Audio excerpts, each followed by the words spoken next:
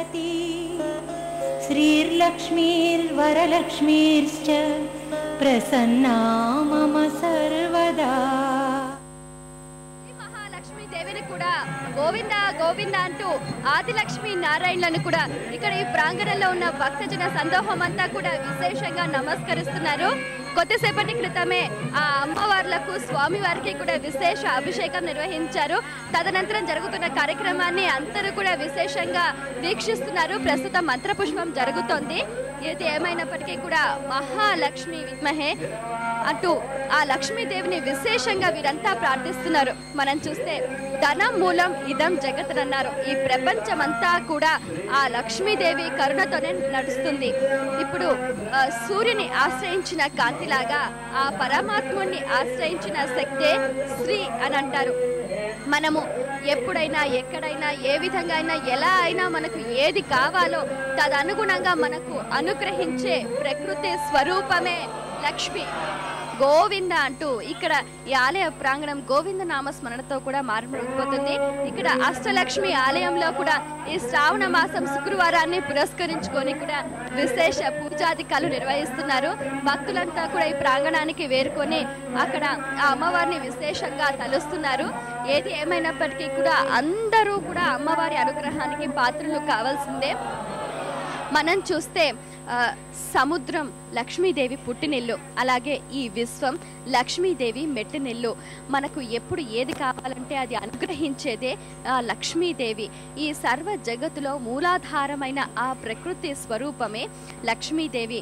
మనం చూస్తే శ్రీ మహాలక్ష్మీదేవి అనుగ్రహం కోసం ప్రతి ఒక్కరూ కూడా వారు వీరు అనే తేడా లేకుండా అందరూ కూడా లక్ష్మీదేవిని ఆహ్వానిస్తూ రావమ్మ మహాలక్ష్మి మా ఇంటికి సౌభాగ్యద లక్ష్మీ బారమ్మ అంటూ ఈ శ్రావణ శుక్రవార శుభవేళ కూడా ఆ శ్రీ మహాలక్ష్మి దేవిని తమ ఇంటికి వాళ్ళు ఆహ్వానించి విశేషంగా పూజాధికాలు నిర్వహిస్తూ ఉంటారు.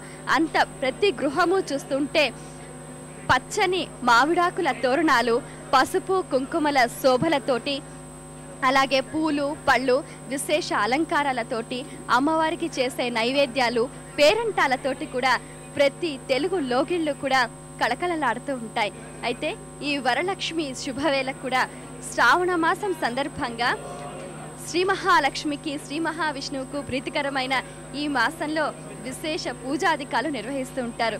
ఏది చేసినా కూడా మన పాపం పరిహరించి ఆ పరమాత్మని సన్నిధికి చేరుకోవటానికి ఇది ఒక మార్గం అని చెప్పాలి. అలాగే ఆ లక్ష్మీదేవి చల్లని చూపు పడితే చాలు, ఇక అతను ఐశ్వర్యవంతుడు అయినట్టే, అందులో ఎటువంటి సందేహం కూడా లేదు. అలాగే ఇక్కడ ఈ అష్టలక్ష్మి దేవాలయంలో కూడా ఆ స్వామివారి అమ్మవారి హారతిని తీసుకోవటానికి కూడా ఇక్కడ భక్తులు తొందరపడుతున్నారు. మనం చూస్తే శ్రావణ మాసం ఎంతో శుభప్రదమైనది, భగవత్ ప్రీతికరమైనది. శ్రీ మహాలక్ష్మీదేవి శుద్ధ సాత్విక స్వరూపిణి. ఆమె ఐశ్వర్య ప్రదాయిని. ఆమె ఐశ్వర్యాన్ని ప్రసాదించడమే కాకుండా సకల శుభాలను ఎవరికి ఎప్పుడు ఏది కావాలో తదనుగుణంగా అంతే అనుగ్రహించే కల్పవల్లి ఆ శ్రీ మహాలక్ష్మీదేవి. మనం కూడా చూస్తుంటే మన ఇంట్లో మన నాన్నగారికి కానీ ఇంటి యజమానికి కానీ ఏదైనా చెప్పాలి అని అంటే అమ్మ ద్వారా చెప్తే త్వరగా అవుతుందని అమ్మకు చెప్తాం. అలాగే స్వామివారికి ఏదైనా విన్నవించుకోవాలి అని అంటే ముందుగా ఆ విషయాన్ని అమ్మవారికి నివేదిస్తాం. మనం చూస్తే తాళ్లపాక అన్నమాచార్యుల వారు కూడా ఎంతో నడిరేయి ఏ జాములో స్వామి నిన్ను చేర దిగి వచ్చునో అప్పుడు అన్నట్టుగా ఆ సమయంలో నా గురించి చెప్పు తల్లి అంటూ ఆయన ఎంతో ఆత్రతగా పాడిన కీర్తన మనందరికీ తెలిసిందే.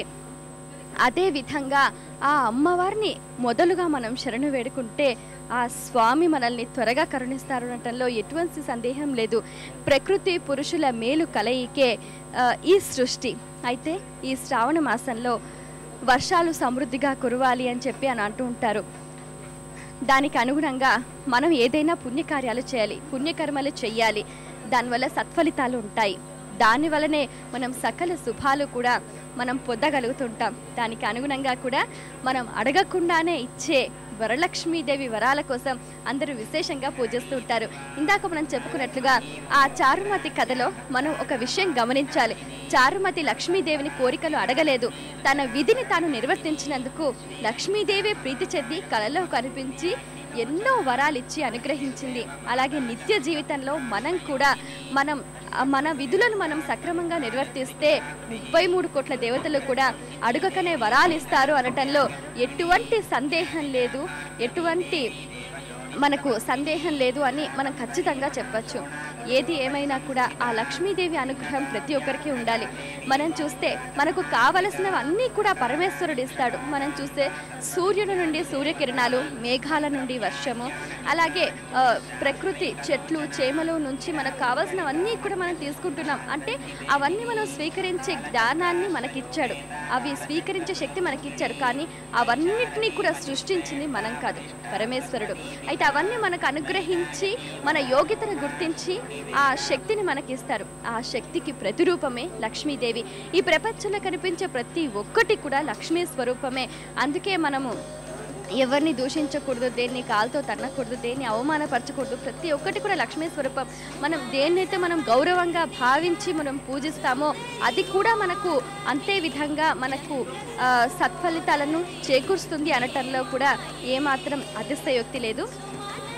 ఈ శ్రావణ మాసం శుక్రవారం, అందులో వరలక్ష్మి వ్రతం ఆచరించే ఈ శుభవేళ ప్రతి ఒక్కరూ కూడా ఆ వరాలిచ్చే కల్పవల్లిని వాళ్ళ ఇంటికి ఆహ్వానించి కలశ రూపంలో, ప్రతిమ రూపంలో వాళ్ళ శక్తి మేర వాళ్ళకున్న ఆభరణాలను కూడా ఆ అమ్మవారికి ధరింపచేసి రకరకాల నైవేద్యాలు, పిండి వంటలు కూడా అమ్మవారికి ఆరగింపు చేసి పాడి పంటలు, పిల్లా పాపలతో సకల సౌభాగ్యాలు పొందాలని కూడా విశేషంగా నోములు నోస్తారు.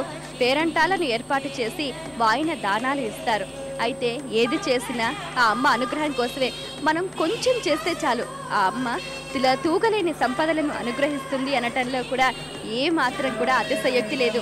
చేయవలసిందల్లా మనం భక్తి శ్రద్ధలతో చేసిన కొద్ది కార్యమైనా చక్కగా చేయాలి. అయితే మనం చూస్తే నిత్య జీవితంలో ఉరుకులు పరుకులు జీవితంలో మనం అన్నీ మర్చిపోతున్నాం. ఈ భగవత్ చింతనలో కూడా మనకు ఒక సద్మార్గం అనేది ఏర్పడుతుంది. సో ఇది ఇక్కడి రిపోర్ట్. Over to studio.